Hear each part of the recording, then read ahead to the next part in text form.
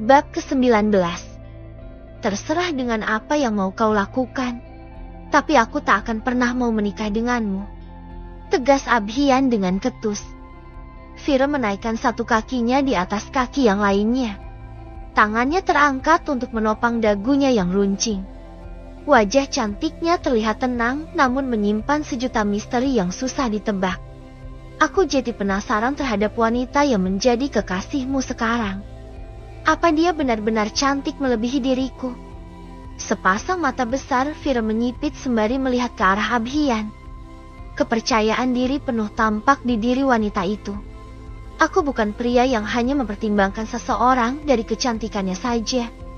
Dan tidak mudah bagi seorang wanita untuk meraih hatiku.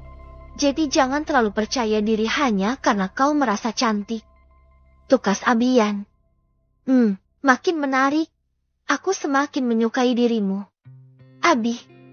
Bukannya mundur, Vira malah semakin terobsesi oleh Abhian. Kening Abhian berkerut.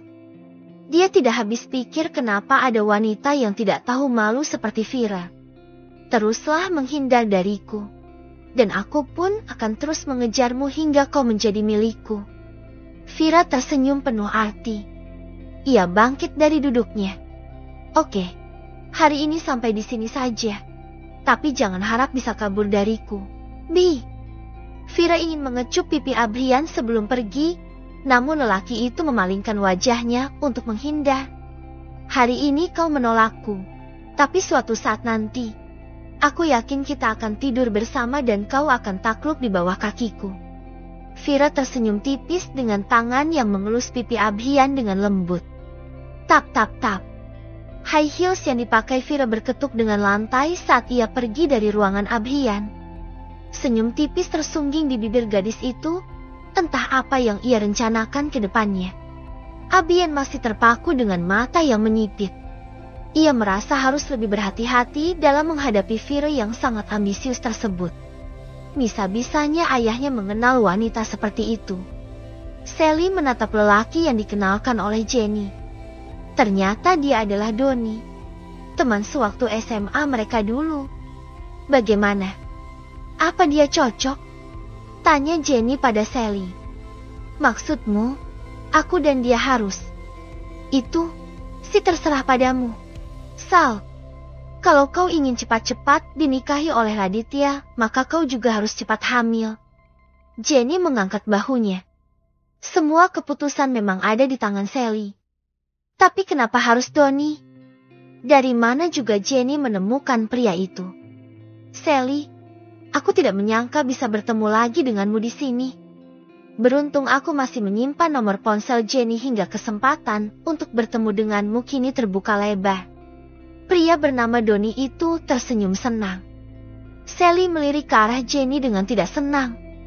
Seperti yang ia ketahui kalau Doni sudah menyukainya semenjak SMA. Dan Sally tidak pernah mempedulikannya sama sekali.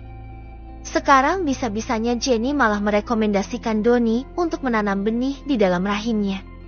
Sally menarik tangan Jenny menjauh dari Doni. Ia kesal pada Jenny yang telah bertindak sembarangan. Kenapa harus dia? Memangnya tidak ada lelaki lain selain dia? Desti Sally kesal.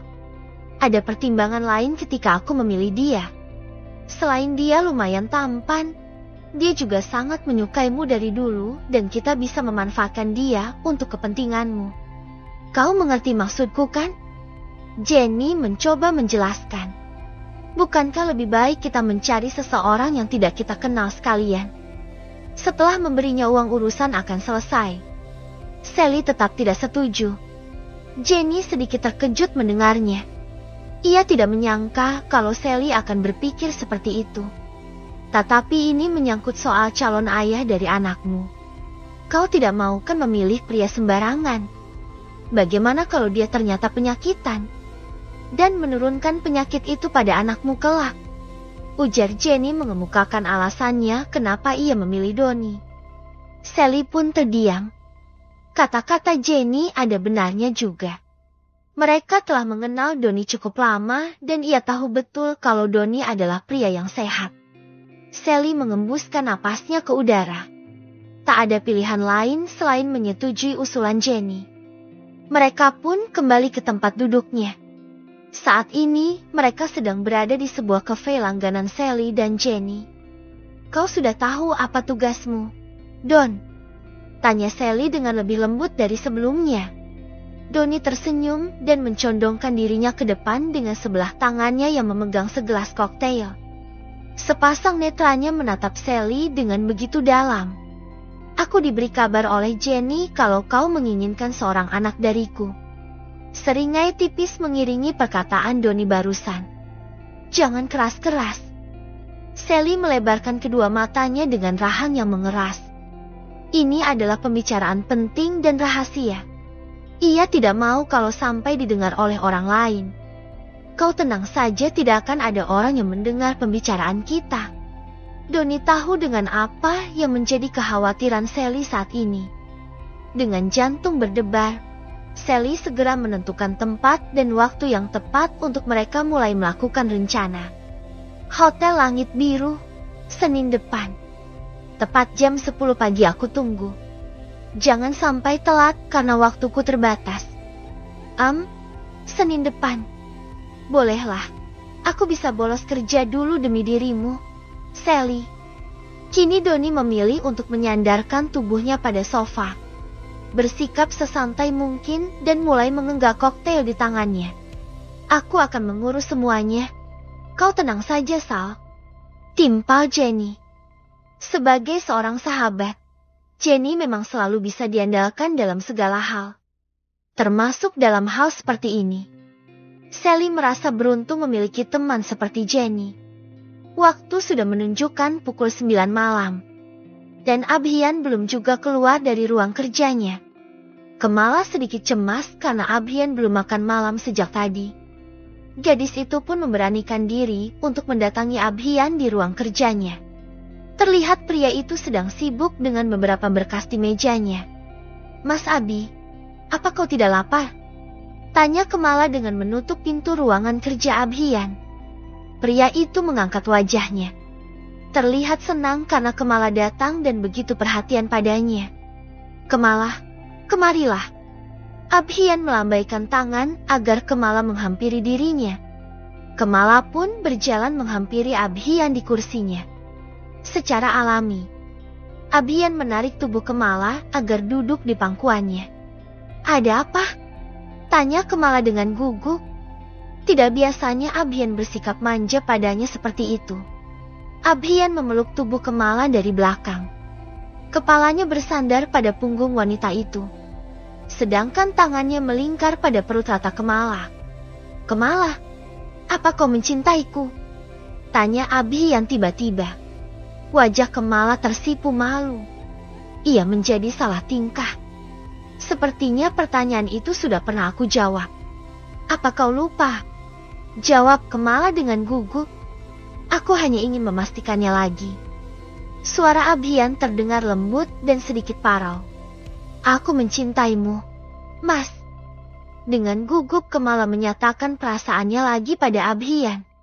Suaranya bergetar menahan malu. Kali ini Abhian membalikkan tubuh Kamala menjadi menghadap ke arahnya. Tangan pria itu terulur untuk mengusap lembut pipi Kamala. "Kalau kau memang mencintaiku, bisakah kau berjuang bersamaku untuk mempertahankan cinta kita?" Pertanyaan Abhian membuat Kamala tertegun. Apa maksud pria itu? Akan ada banyak rintangan yang nantinya harus kita hadapi. Apalagi dengan statusmu yang sebagai mantan istri Raditya. Tapi aku yakin kita pasti mampu melewatinya. Abhian membesarkan hati Kamala yang sempat gusar. Kamala terdiam. Ia sadar akan posisinya. Tidak mudah bagi Abhian untuk memperkenalkan dia sebagai istrinya pada keluarganya. Pasti akan terjadi pertentangan. Ia memaklumi kalau Abhian pasti butuh waktu sampai ia benar-benar siap memperkenalkan dia sebagai istrinya. "Mas, aku takut." Kamala terlihat gelisah. "Apa yang kau takutkan?" Netra hitam itu terus tertuju pada wajah cantik Kamala. "Bagaimana kalau nanti orang tuamu tidak setuju kau menikah denganku? Apa kau akan meninggalkanku?" Keresahan mulai Kamala rasakan. Ia juga yang terlalu ceroboh hingga mau diperistri oleh Abhian. Padahal ia tahu kalau jalan terjal sudah pasti akan mereka hadapi. Tidak usah takut. Apapun yang terjadi aku pastikan akan ada di sisimu. Abhiyan menatap Kamala dengan tatapan dalam. Kamala menghela napas lega. Sedikit tenang dengan pengakuan Abhiyan yang tidak akan meninggalkannya. Apa ada satu hal yang bisa aku lakukan untuk membantumu, Mas? Apa kau mau kuliah? Tanya Abhiyan dengan sedikit ragu. Kuliah? Tapi apa aku mampu? Kamala yang hanya tamatan SMA merasa minder duluan mendengar kata kuliah.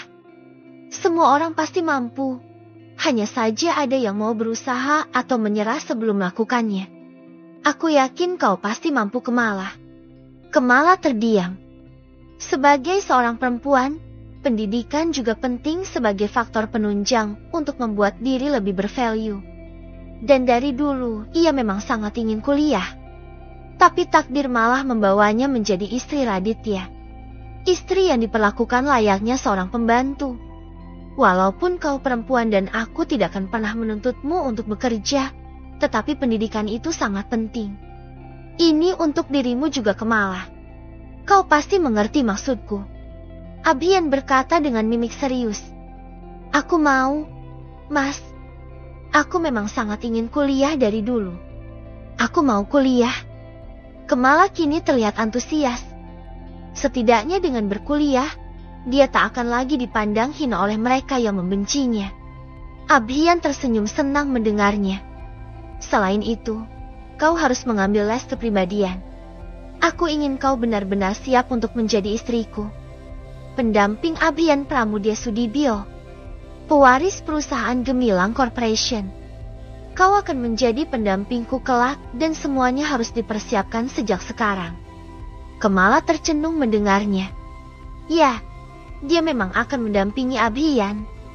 Dan sebagai istrinya tentu akan ada banyak pasang mata yang memperhatikan dirinya. Kamala sadar dengan kekurangannya ini. Dan ia tidak keberatan dengan semua usulan Abhiyan. Dia memang harus mempunyai nilai plus jika ingin masuk lagi ke dalam keluarga Sudibyo. Aku bersedia melakukan apapun demi mempertahankan cinta kita.